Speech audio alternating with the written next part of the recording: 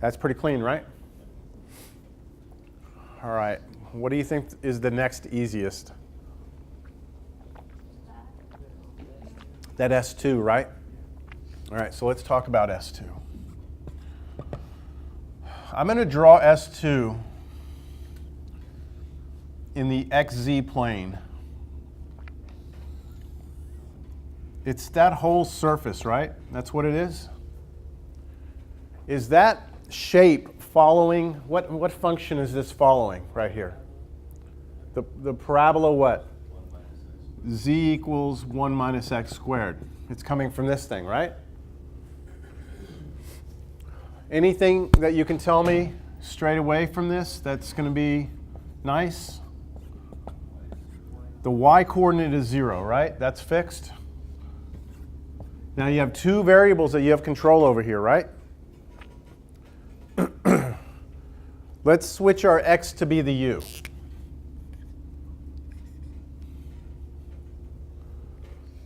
So I'm going to let my x vary, right? So I'm going to let my u vary between where and where? -1 and 1. What about my z coordinate? What am I going to put here? What's that? Z and there's, let's use v, but yes. We're going to switch our x to u. We're going to switch our z to v. And I'm going to call this v, and then let v be between where? 0 and the curve, right? It'll draw me everything in between. So between 0 and 1 minus x squared, but for us, u squared. Understand that? Again, let me ask you one time again. If I put 1 minus u squared here, then you wouldn't have a v, and what would that have drawn? Just the curve, right?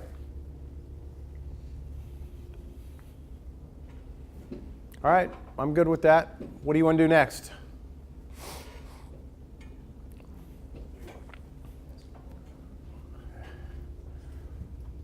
Let's take a vote. S3? S4? I'm for S4. The reason why I'm for S4 is only because it's almost exactly the same as S2, right? The only difference is, again, if we looked at it from down here, we wouldn't see a difference between S2 and S4, would we? The only difference would be the y coordinates coming out at us. It's changing. So the y is somehow going to be variable when we try and do S4. So S4 will be u. This will be v still. But what about the y coordinate? It's fixed, right? The y coordinate is fixed. So the way you can think about it is if we're going to use the same restrictions here, that's going to draw this, right? So I pick some u value. It's going to spit out some v value, which is really the z. But I don't want to be flat. Where do I want to be?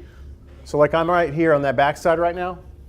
I want it to come out and actually be that point instead, right?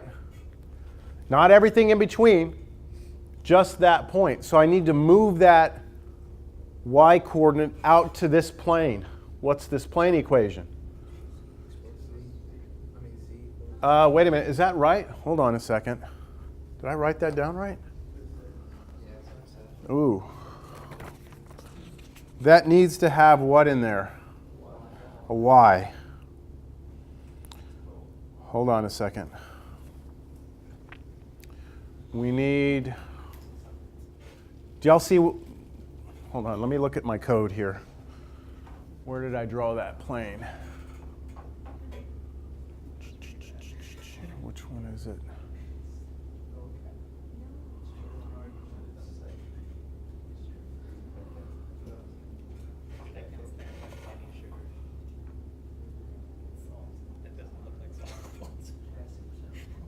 That's supposed to say y plus z. My apologies.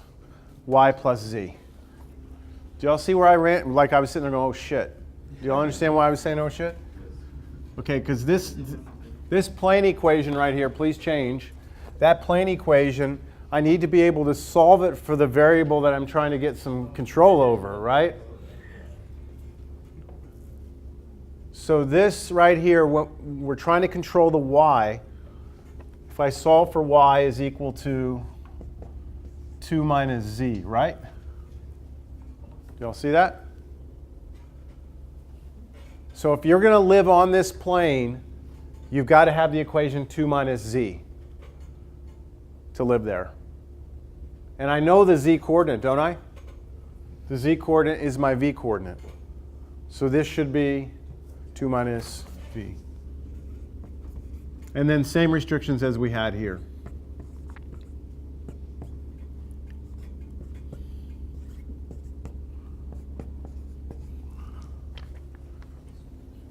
Is that okay? We're not done, but is that all right with you? Yeah.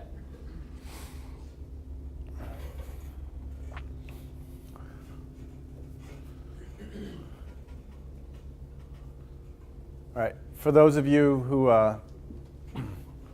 again like the code, I know no one. I keep on saying for those of you who like the code, no one has ever told me, yeah, I really like the code. This is basically what I'm doing here. Parametric plot 3D is a function that's built into this system. So I'm calling on the function parametric. This is a parametric equation, right? These are parametric equations. So I need to give it the x component, y component, and z component. So I gave it u, v, and then this is 2 minus v, which is exactly what we have. I let u vary between -1 and 1. I let v vary between 1 and 1 minus u, between 0 and 1 minus u squared. And then I tell it to plot it so that it's somewhat see-through. Okay, opacity 0.4 means that it's transparent. Opacity 1 means it's not transparent. Opacity 0 means you don't even see it. You just see the boundary of it. And then make it red. And then I tell it about how to draw the axes and things like that and how to label them. But you said this is based off C++, right? It is, but it's C++ basic language here. But imagine just a bunch of built-in functions. When I first started coding in Mathematica, a lot of it was like more C. You had to code.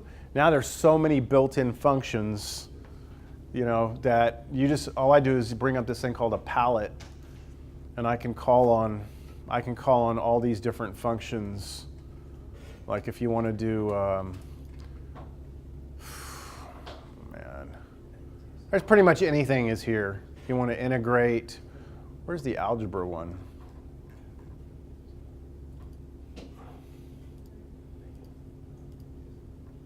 Simplify, expand, factor. It goes on. So really, I'm not coding as much as I understand the syntax, but a lot of it is just pulling on other subroutines. All right, well, we're left with one more, right? S3. So for S3, the difference between S3 and S4 and S2 is that it's just the edge, right? Just the edge. So I don't have to fill the inside, and that's good. That should free up a variable. And I can use that other variable to control the back and forth. So what do you think? You help me out here. S3.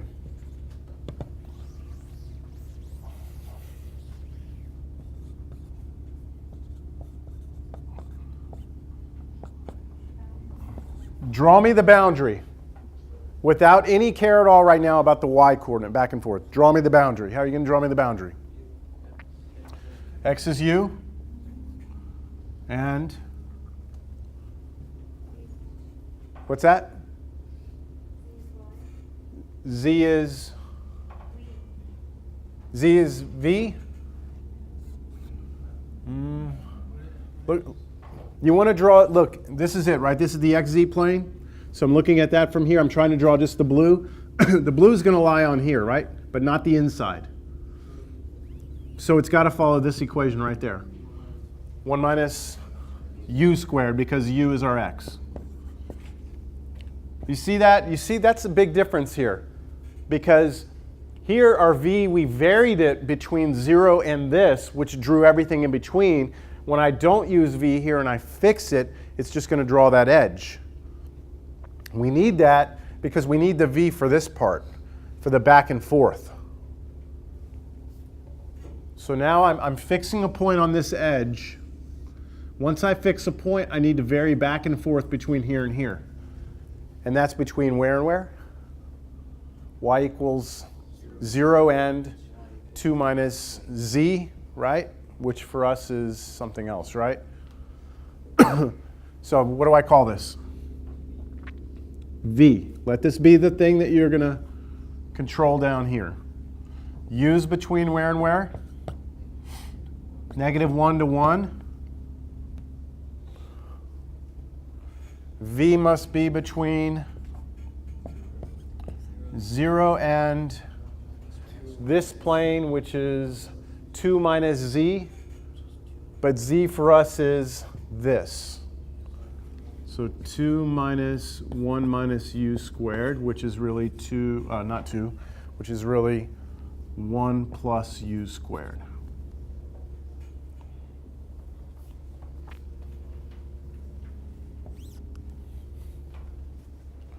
Understand that? So? Yeah, I got it. I'm going to draw one point for you. You give me a, let's take a test point. If I let u be 0 right now, right? If u is 0, then I'm right here on the, it's like x being 0, right? What's my z coordinate going to be? If u is 0, what's my z? 1. So I'm 0. I go up to 1 on my z. Now, what is my y coordinate going to do? It's going to be v, and v is going to be between 0 and 1 plus u squared. But what was u? It was 0, so it's going to be between 0 and 1. 0 and 1. There we go. It's going to draw me all those points. Okay? Let's do another one. What if u is 1? Where am I going to be? If u is 1, I'll go out 1. What's my z? 0, so I'm here. And then I'm going to let my y be between, my v, which is my y, goes between 0 and 1 plus 1 squared is 2. So 0 all the way out to 2 gives me that. Does that make sense what's happening here? I'll take one more just for fun. If I take 1/2, that's here. 1/2 right here, I go up what? 3/4, which is there. And then 0 to, what, 1/2? 1 plus 1/4, right? Which is this, which is further than this one, right? That one was 1, this one's 1 1/4. All the way down here was 2. Understand? All right, that is the essentials for parametric surfaces. We will need this not so much in this section as much as we will in the next section. All right, 13.7.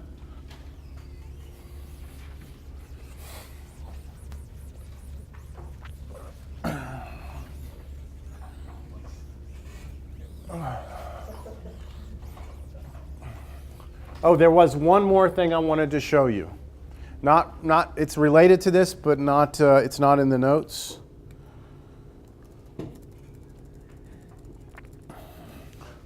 Everybody knows the equation of a plane, right? Equation of a plane. A, x minus x naught plus b times y minus y naught plus c times z minus z naught equals 0, where a, b, c is a normal vector and x naught y naught, z naught is any point on the plane, right?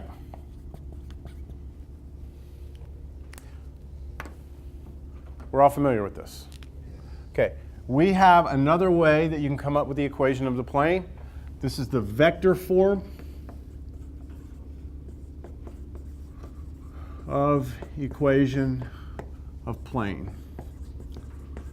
Now, recall this formula.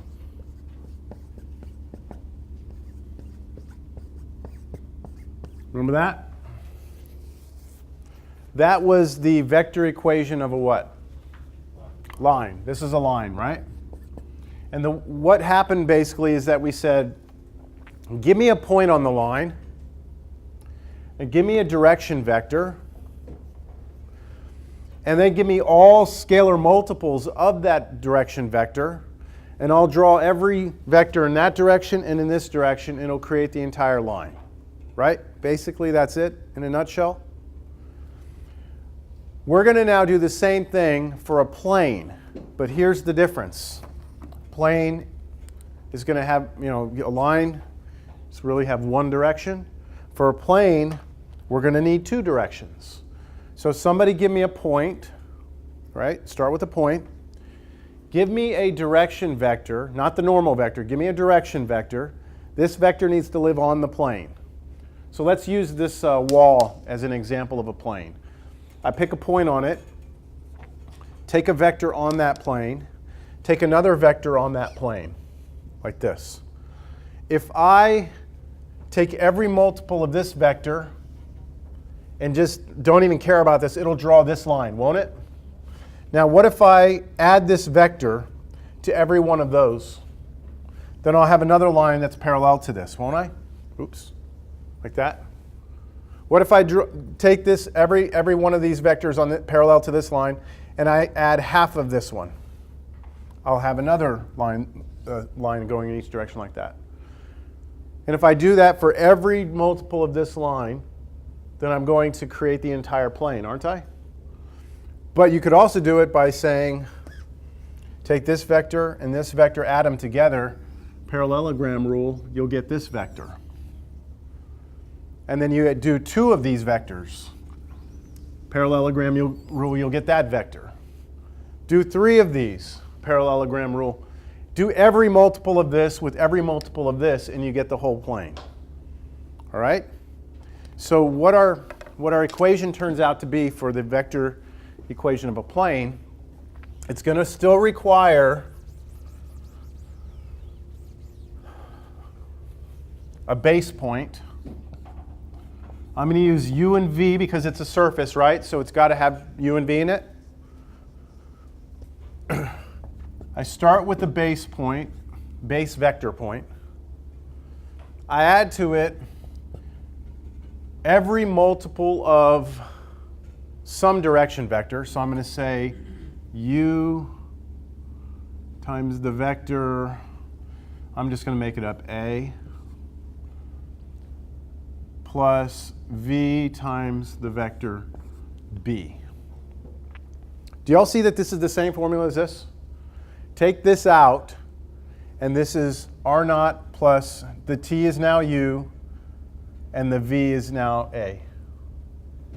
But now I'm adding a separate vector, a different vector, and all the multiples of it. So what we're doing is we're taking every linear combination of these two vectors, which is called the span of those two vectors, which in this case would be a plane. As long as these vectors are not parallel. If they're parallel, then you won't get a plane. You'll get a line. But okay? I just want you to be familiar with that, just like you've seen it before. All right? There is a way to draw a plane with two vectors. It just requires two vectors on the plane.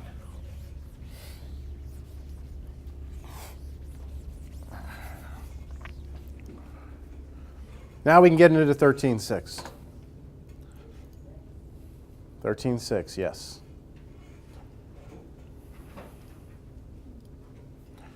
parametric surfaces and their areas. All right, what we just learned a minute ago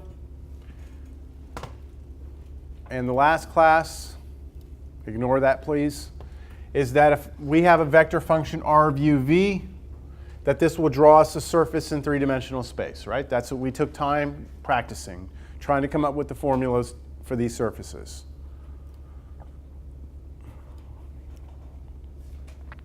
One example of a parametric surface that you don't quite remember as being a parametric surface was when we did spherical coordinates. Do you remember when we did spherical coordinates? We switched over, we let x equal rho, sine, theta, cosine, phi, all that junk. We had three variables, didn't we? Rho, theta, and phi. If we fix rho, right? If we fix rho, that was the radius of the sphere, then we only have two variables. So look at this example right here. If I take my r of u v to be sine u cosine v, sine u sine v, cosine u, then, hold on a second. Ooh, yeah, the u is like the phi, just so everyone knows here. The u is like the phi was, and the v is like the theta was when we use polar. Okay? Then if I look at, where's my picture? There it is.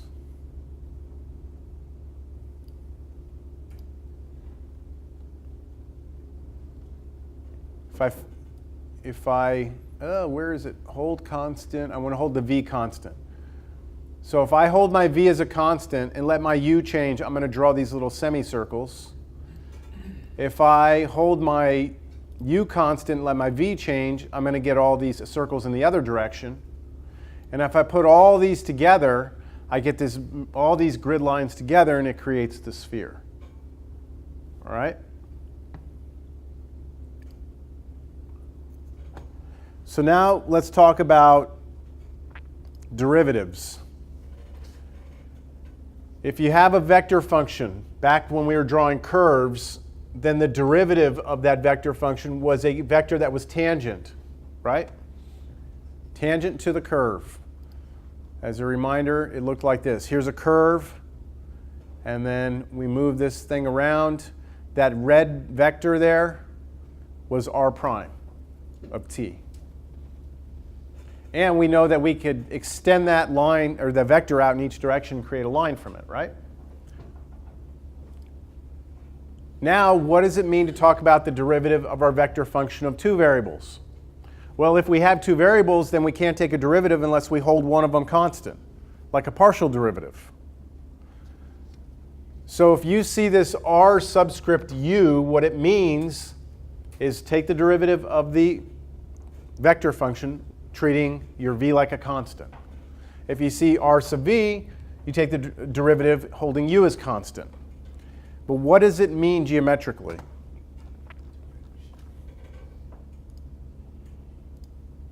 So here it is. If you hold, here's a point, right? If you hold one variable constant, you're going to get a derivative, and that's going to give you a vector, which would be something like this. If you hold the other variable constant, you get a different vector, which would be the one like this. Each one of those is tangent to the curves respectively, right? So this one right here is tangent to the green curve. This one right here is tangent to the red curve, right? Would you agree that both of those together, both those vectors together, live in a plane that is tangent to the surface?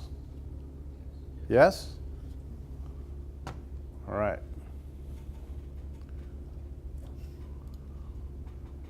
And that's exactly what we have in this picture. So somehow the derivative, with the derivatives of these vector functions, we can come up with tangent planes to surfaces using this. This picture is just supposed to make you believe that that plane is tangent to that sphere.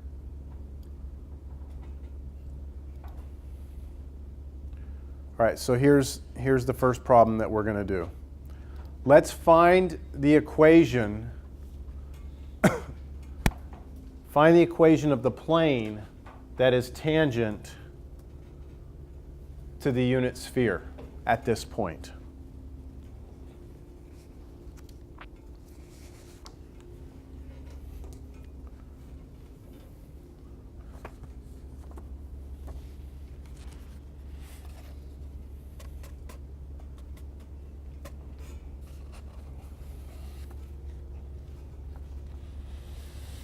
Any ideas?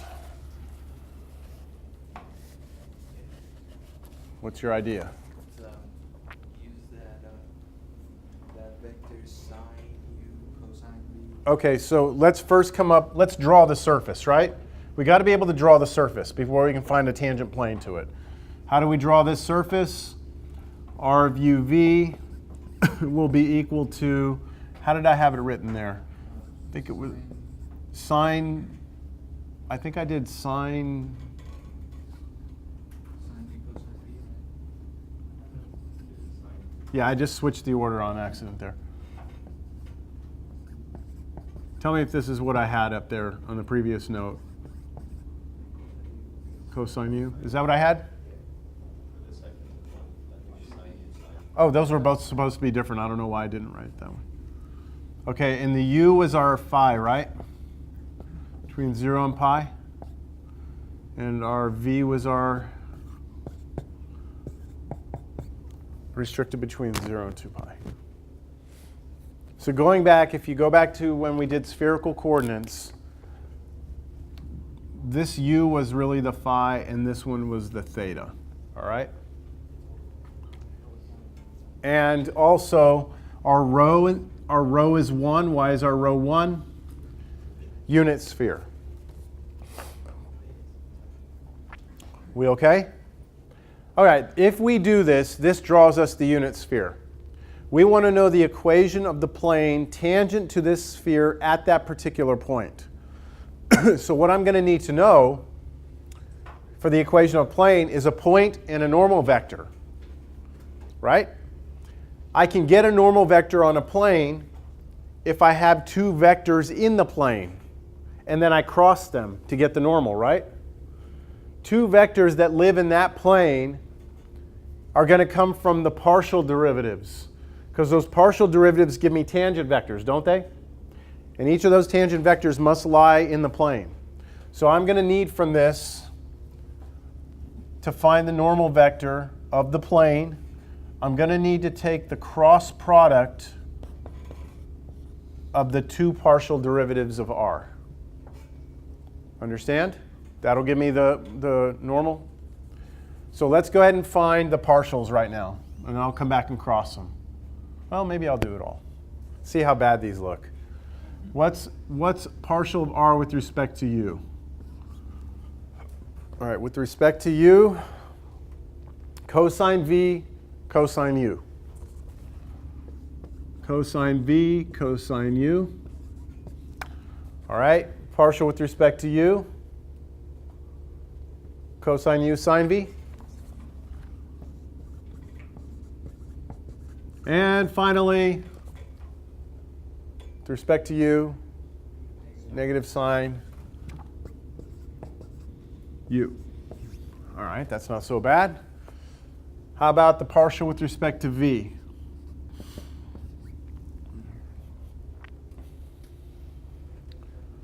Negative sine v sine u. Then sine u cosine v. And finally, 0, because I don't have a v in the last one. Understand what's happening? So I'm just doing partials to each component function. Now cross them.